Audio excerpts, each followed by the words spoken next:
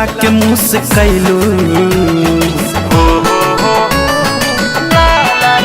हो जब से नैना मिला के मुँह से कैलू दीवाना साली दिल भइल बा। जब से नैना मिला के मुँह से कैलू दीवाना साली दिल भइल बा। रहलू मडवा में खार फोटो खिंचनी तोहार रहलू मडवा में खार फोटो खिंचनी तोहार रूप देखते ही गजबे के फील भइल बा। हो जब से नैना मिला के मुँह से कैलू दीवाना साली दिल भइल बा। जब से नैना मिला के मुँह से कैलू दीवाना साली दिल भइल बा।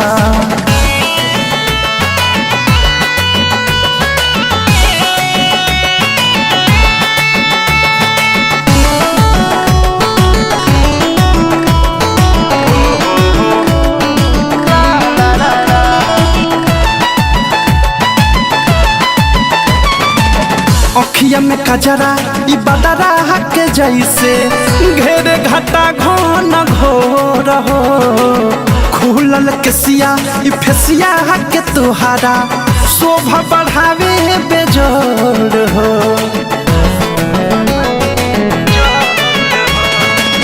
अखिया में कजरा ई बदरा के जैसे घेरे घटा घन घोर हो खुलल केसिया ई फेसिया के तोहारा शोभा बढ़ावे बेजोड़ हो। बोली शहद से मीठ दिल ले ले बाजीत बोली शहद से मीठ दिल ले ले बाजीत प्यार होखते ई दिल बड़ी गिल भइल बा। हो जब से नैना मिला के मुँह से कैलू दीवाना साली दिल भइल बा। जब से नैना मिला के मुँह से कैलू दीवाना साली दिल भइल बा।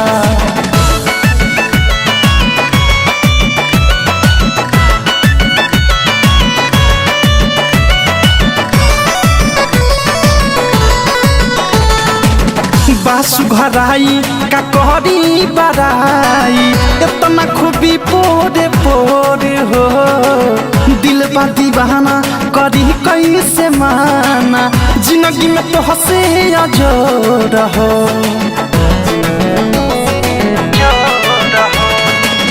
बासु घराई का कहरी बराई इतना खूबी पोरे पोर हो दिल बा दीवाना करी कैसे माना जिंदगी में तो हंसे अजोर हो।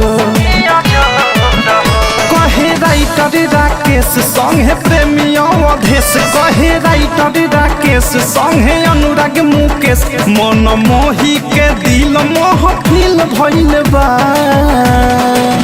हो जब से नैना मिला के मुँह से कैलू दीवाना साली दिल भइल बा।